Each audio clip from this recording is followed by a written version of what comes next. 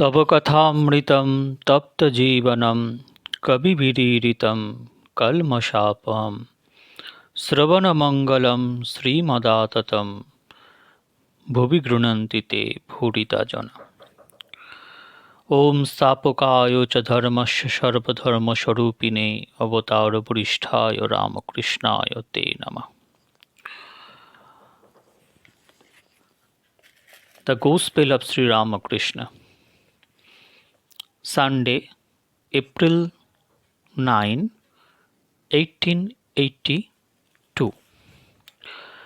Sri Ramakrishna was seated with his devotees in the drawing room of Ramakrishna Mukherjee's house in Calcutta. It was between 1 and 2 o'clock in the afternoon. Since Colonel Vishwanath lived in that neighborhood, the master intended to visit him before going to see Keshav at the Lily Cottage. A number of neighbors and other friends of Ramakrishna had been invited to meet Sri Ramakrishna. They were all eager to hear his words. Master, God and His glory. This universe is His glory. People see His glory and forget everything. They do not seek God, whose glory is this world. All seek to enjoy woman and gold, but there is too much misery and worry in that. This world is like the whirlpool of the Vishalakshi. Once a boat gets into it, there is no hope of its rescue. Again, the world is like a thorny bush. You have hardly freed yourself from one set of thorns before you find yourself entangled in another. Once you enter a labyrinth, you find it very difficult to get out. Living in the world, a man becomes sheared, as it were. A devotee. Then what is the way, sir? Master. Prayer and the company of holy men. You cannot get rid of an ailment without the help of a physician. But it is not enough to be in the company of religious people only for a day. You should constantly seek it, for the disease has become chronic. Again, you can't understand the pulse rightly unless you live with a physician. Moving with him constantly, you learn to distinguish between the pulse of film and the pulse of the bile. Devotee, what is the good of holy company? Master, it begets yearning for God. It begets love of God. Nothing whatsoever is achieved in spiritual life without yearning. By constantly living in the company of holy men, the soul becomes restless for God. This yearning is like the state of mind of a man who has someone ill in the family. His mind is in a state of perpetual restlessness, thinking how the sick person may be cured. Or again, one should feel a yearning for God like the yearning of a man who has lost his job and is wandering from the office to another to search of work. If he is rejected at a certain place which has no vacancy, he goes there again the next day and inquires, is there any vacancy today? There is another way, earnestly praying to God. God is our very own. We should say to Him, O God, what is Thy nature? Reveal Thyself to me. Thou must show Thyself to me, for why else hast Thou created me? Some sick devotees once said to me, God is full of compassion. I said, but why should we all call him compassionate? He is our creator. What is there to be wondered at if he is kind to us? Parents bring up their children. Do you call that an act of kindness? They must act that way. Therefore, we should force our demands on God. He is our father and mother. Isn't he?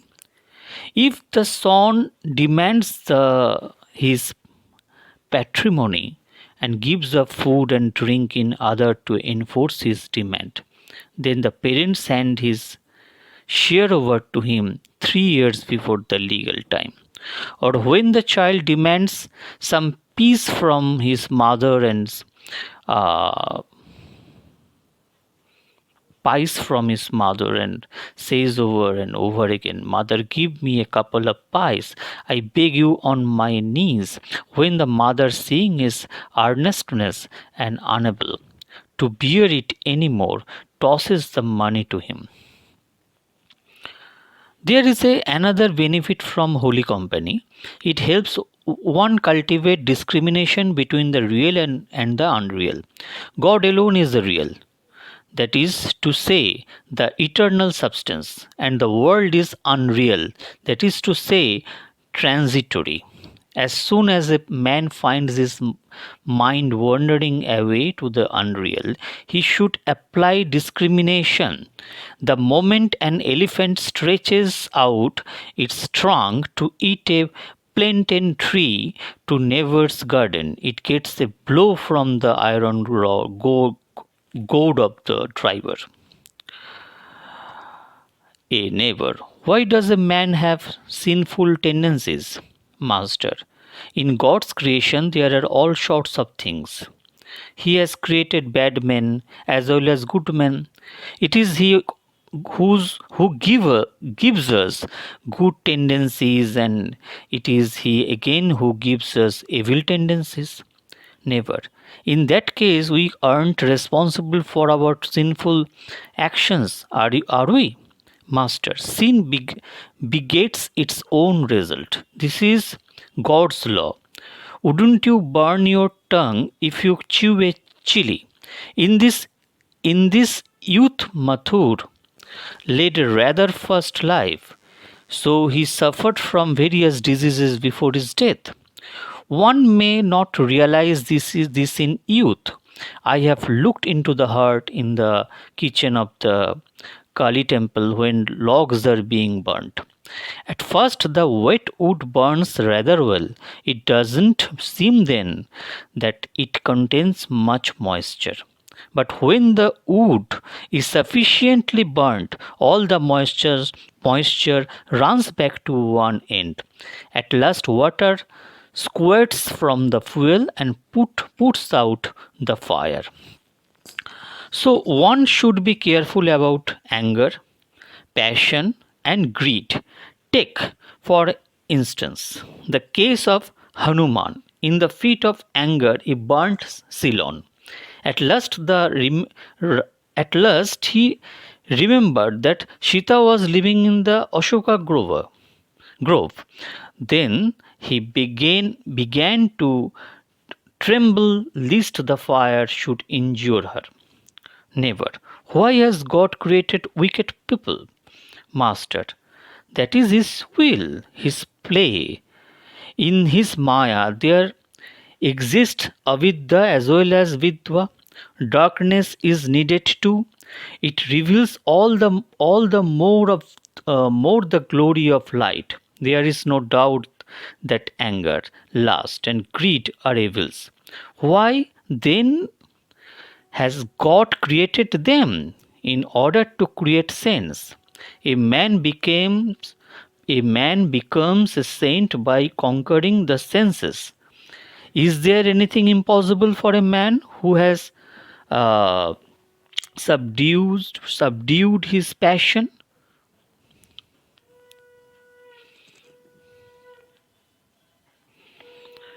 He can even realize God through His grace. Again, see how His whole play of creation is perpetuated through lust. Wicked people are needed too.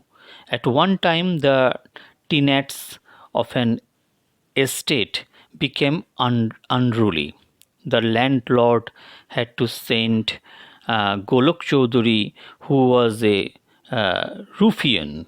He was such a harsh administrator that the tenants trembled at the very mention of his name. There is need of everything. Once Sita said to her husband, Rama, Rama, it would be grand if every house in Ajodhya were a mansion. I find many houses old and dilapidated.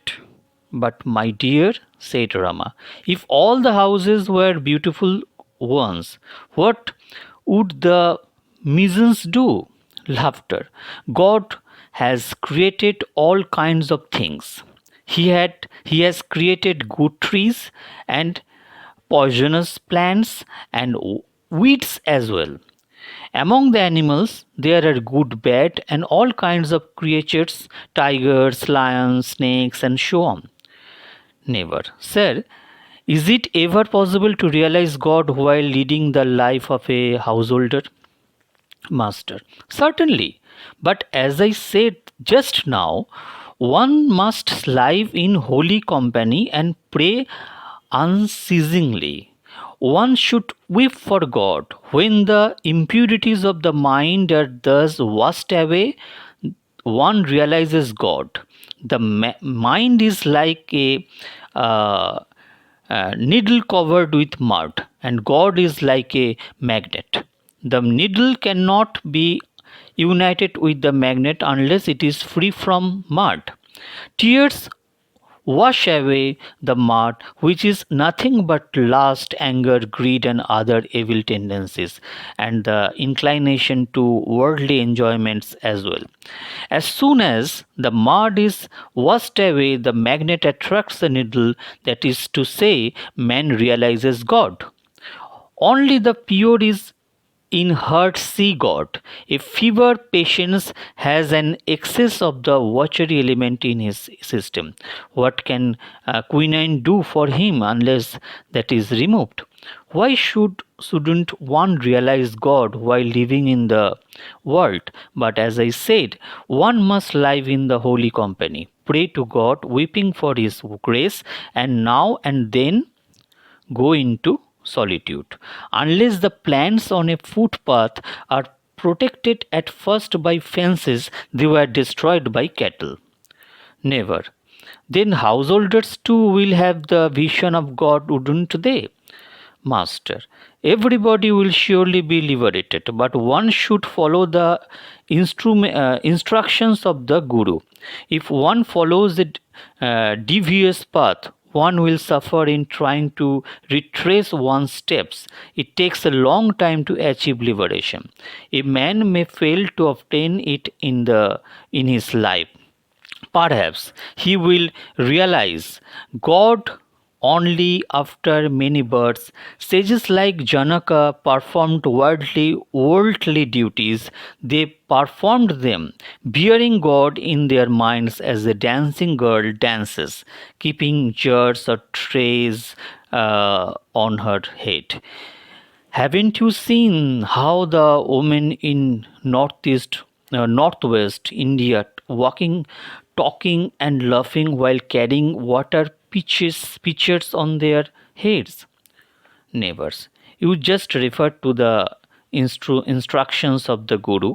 How shall we find him? Master, anyone and everyone cannot be a guru. A huge timber floats on the water and can carry animals as well. But a piece of worthless wood sinks if a man sits on it and drowns him. Therefore, in every age, God incarnates Himself as as the Guru to teach humanity. Satchidananda alone is the Guru. What is knowledge? And what is the nature of this ego? God alone is the doer, and none else. That is knowledge. I am not the doer. I am a mere instrument in his hand. Therefore I say, O Mother, thou art the operator and I am the machine. Thou art the indweller and I am the house. Thou art the driver and I am the carriage. I move as thou movest me. I do as thou makest me do. I speak as thou makest me speak. Not I, but thou. From Ramakrishna's house, the master went to Colonel Bishwanath, and from there to the Lily Cottage. Thank you so much. Thank you so much.